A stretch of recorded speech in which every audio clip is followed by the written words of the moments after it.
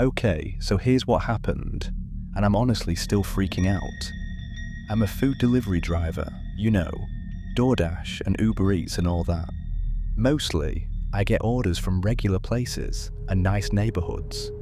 But a few nights ago, I got this request around 11 p.m.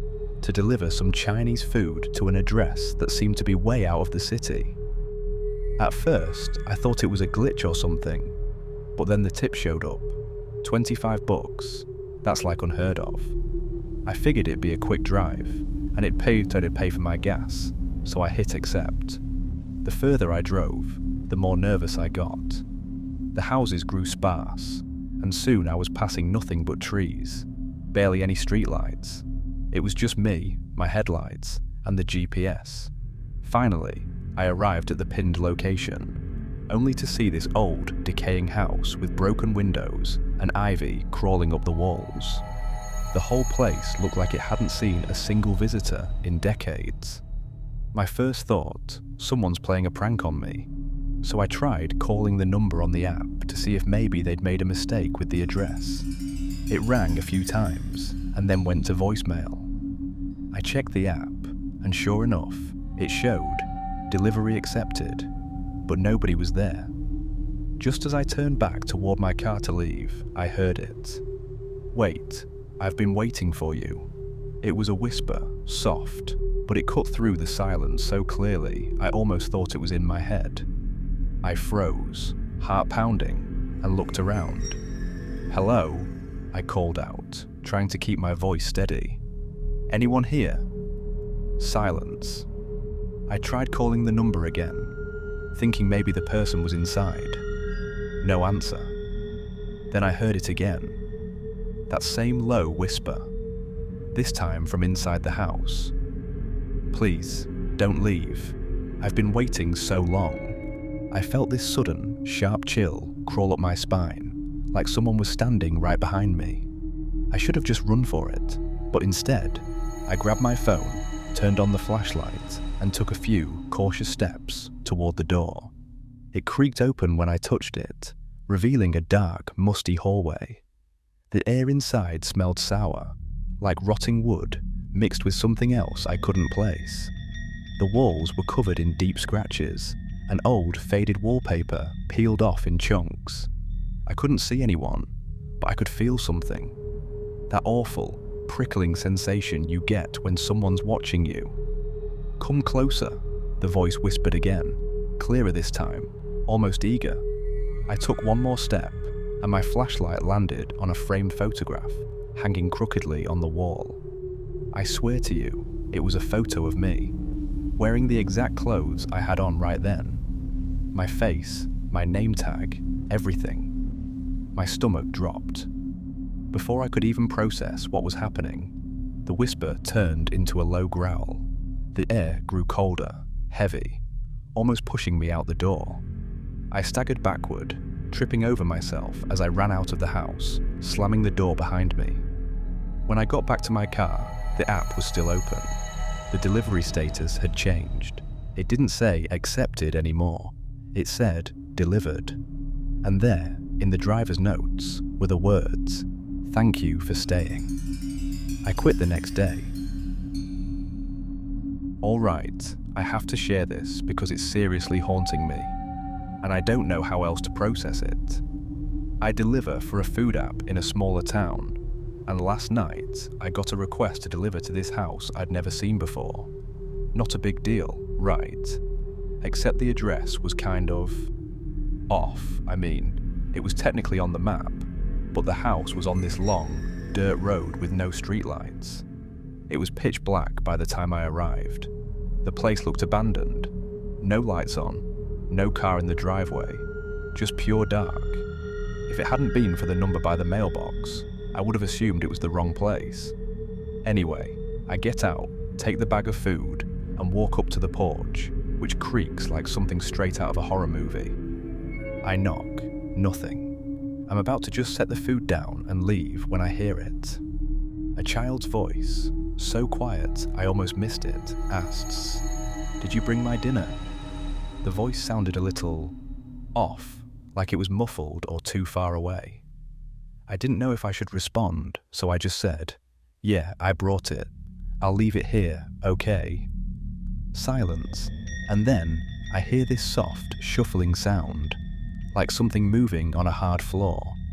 My mind was racing at this point because I didn't see any lights turn on, no footsteps, nothing to suggest someone was coming to the door, just that voice and the shuffle. I quickly set the bag down on the doorstep and turned to leave, but something made me look back, and that's when I saw it. A face, pressed up against a dark window near the front door. But it wasn't right. The face was pale, almost white, with huge black eyes that looked more like holes than eyes. Its mouth was twisted, too big, and it didn't have a nose, or at least none I could see. I froze, staring back at it, and it just stayed there, unmoving, still smiling. And then it tilted its head slowly to one side, like it was studying me or waiting for me to do something. I don't know how long I stood there, heart pounding, feeling trapped under its gaze. Eventually, my fight or flight kicked in, and I bolted to my car. The whole way back, I kept glancing in my rearview mirror, convinced I'd see that face again. But the road was empty, just as dark as before. I got home, parked, and practically ran inside. I locked every door and window. That's the weird part. I can't shake it. It's like, whenever I close my eyes, I see that face. I try to tell myself it was a trick of the light, some kid playing a prank. But deep down, I know what I saw. It wasn't a kid. Whatever was behind that window, it wasn't human. Now, every time my phone dings with a delivery request, I get this sick feeling in my stomach. And if I see another house with no lights on, well, I don't think I'll be knocking.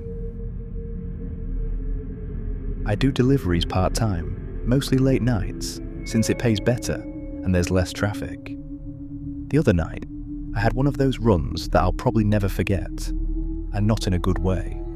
It was past midnight when I got an order from a sketchy part of town, full of run-down apartments and flickering streetlights.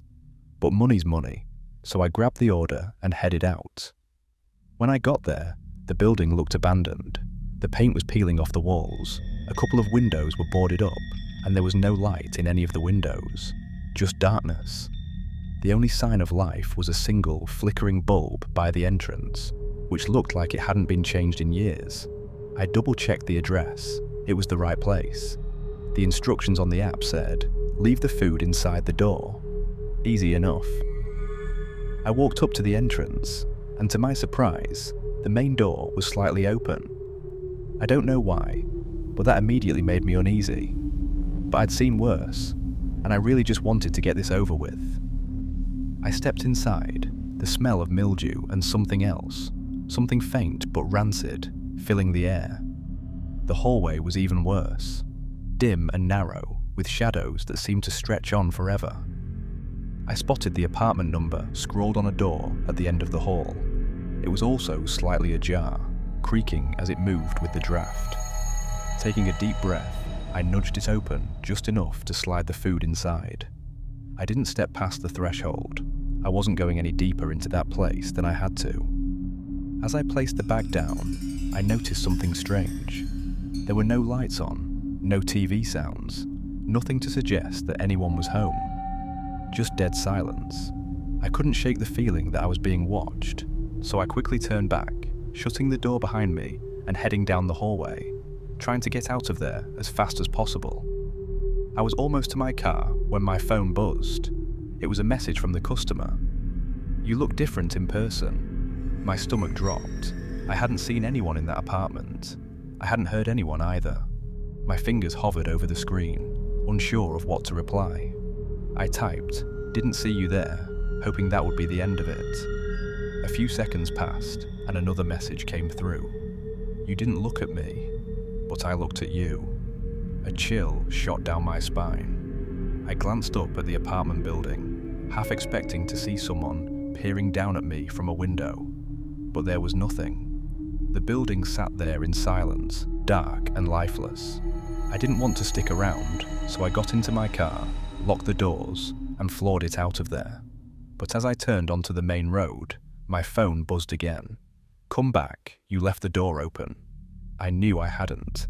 I had heard it click shut behind me. Another message followed immediately after. "It's polite to say goodbye." I didn't respond. I kept driving until I was miles away. The messages burned into my mind. The whole drive, I couldn't shake the feeling that someone was sitting in my back seat, just out of sight, watching me.